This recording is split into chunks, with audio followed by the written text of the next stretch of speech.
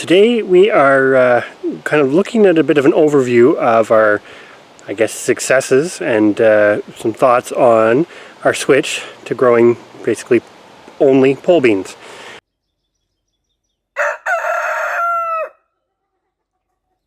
I will say on the front end, for the most part, we are kind of using the pole beans varieties that we grew this year for the production of dry beans, although we did eat some as sort of fresh green beans. So hopefully you find this interesting. But today we are back in the garden and we are coming up with a bit of a permanent trellis idea for all the pole beans and tomatoes that we are going to grow this year. So as you can see behind me, we have a bit of a plan using these basically cedar rails is what they are, and we're going to repurpose some material to see if we can make something that kind of maximizes our vertical space. So progress is being made on our first triangular pergola style trellis. Plans are to put kind of one at each corner on the garden that we can grow beans, tomatoes, anything else that wants to climb. So we're aiming for 7 feet high, and then there's going to be a board that goes across the top in a triangular sort of fashion. Stay tuned for the rest of this video to see how this turns out. So it doesn't look like much yet, but we have our 3 support posts in. Well, another day, and we are at the end of the day.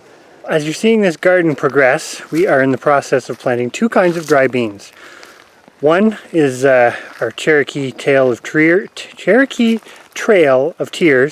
say that right, which we're really looking forward to because they are going to be replacing our Black Valentine black beans because we enjoy black beans. And if the pole beans will produce more black beans for us, then that's fantastic. And I'm going to... More beans in a smaller space at least. Yes, more beans in a smaller space. And I'm going to show you, since they're already planted before we thought to come and film this, I'm going to show you the next bean that we're planting. So these are our red cranberry beans, and basically we use these as a replacement for kidney beans in a lot of recipes, that sort of thing. Amazing. They are so wonderful, keep their shape, have a good creamy consistency. Love these beans. And last year we didn't do so well with these beans because we didn't use a very good trellis, so... And we planted them really late. Well, we're getting pretty late this year. We're middle of June. This is going to be risky. But we're not too late yet. So while Stephanie's planting these, we're about 80% done these trellises. So what we have is a border here on the ground. We've made a trench that we're planting them, sort of typical bean fashion. They're about how deep and how far apart? 1.5 inches deep, and it says 6 inches apart, but we are crowding them because that's how we roll. Yeah. So I'm actually doing them about 3 inches apart. It's not an exact science. I kind of just, wherever they drop and fall and roll, that's where they go. So some of them are maybe more like 2.5, and then some are closer to 4. But we've done it this way before and it's worked great. But I'll show you the trellis. So here is the trellis structure. We essentially made a triangle, and along the 2 shorter sides of the triangle is where we're planting our beans. Now, in the future, we will probably do a rotation between beans and tomatoes and some other things just to mix it up a little bit. But for this year, both these trellises are getting pole beans because we're running out of time and running out of space. The other side, the longer side, is going to get 3 blue barrels, which we'll talk about in another video. And we have to come back and put on our trellis material, basically what the beans are going to grow up. So that needs to happen, but we really wanted to get these 2 varieties in because we're hoping that both varieties are going to be sort of big producers for us in 2022. And both of these varieties require about 110 days to get to a dried bean. So like I said, we're pushing it. We're getting to really the last chance to get them planted. So as you can see, now we are really late in the season, to the point the bean plants are completely dead. The frost has killed them. But we still have a few pods sort of hanging on. And you can probably tell it's a little gloomy. We're into October now.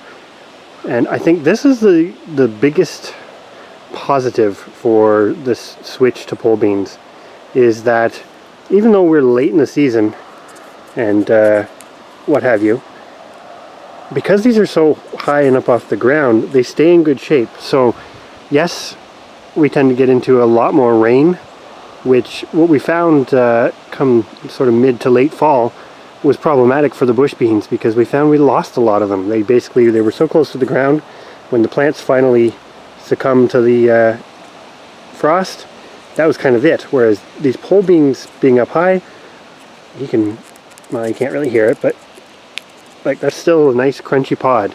So I am going to go and sort of do another collection here before we get a real downpour. I think that's one thing too, potentially about beans in general, but they are one of those plants that you don't get all your harvest all at the same time, and you do kind of continuously have to come back to them, which is a really big plus for the fact that these are up off the ground, because it allows you to get that extra time to get the most out of your harvest. It's another example of sort of one of our bean trellises. This is late in the year, of course, and you can see again all the vegetation has died back almost completely from this, and you're left with all your beans out in the open where you can easily see them and they can easily dry, even if it is a bit damp. So these are our true red cranberry beans, which are a really nice bean. They're not as prolific as some, but the bean is quite a big size, so you kind of make up for it in the size of the bean. But anyways, I'm going to get harvesting these.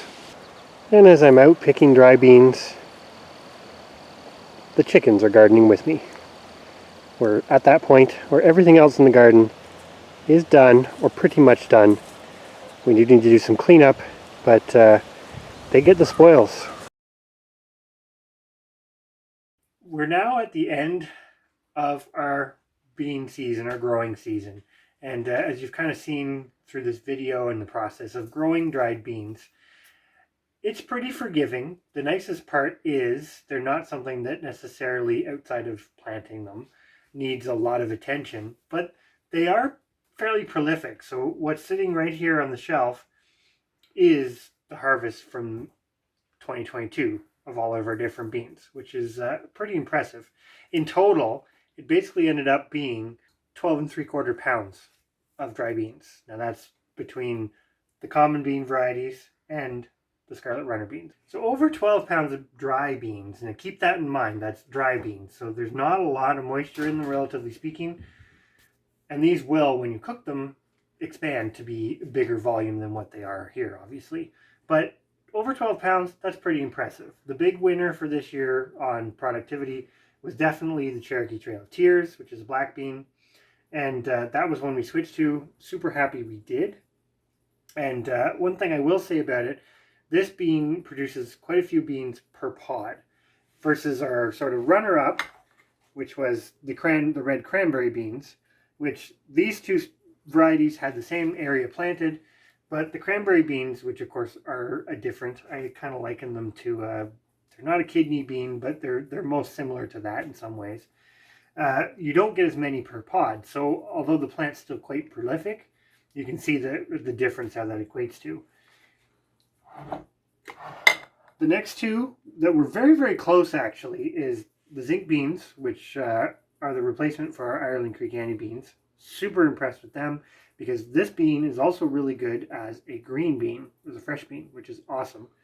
And the rattlesnake beans, which even though we know they can be eaten, we didn't love them. They were a little... As a green bean. As a green bean. So we're very happy with the dry bean production. Obviously you can see they outproduced the zinc bean, but both good varieties. And then the last couple on this list were the Necrogold, which actually up until this year we've never used as a dry bean, and we've basically found out they're quite good as a dry bean. They do stay somewhat firm, but not super firm, even though they are a white bean. And the Scarlet Runner beans, which first year actually getting those in the ground and producing, and quite happy with them. So all in all, I would say this is a good example of sort of what going through the motions of planting dry beans, or planting beans specifically to get dry beans, is an easy thing to do at home, and is quite productive given the fact that these are a relatively high value and easily stored and have a long storage life food. So definitely give it a try, because we know we're big fans, been big fans for a long time, and hopefully you will be too.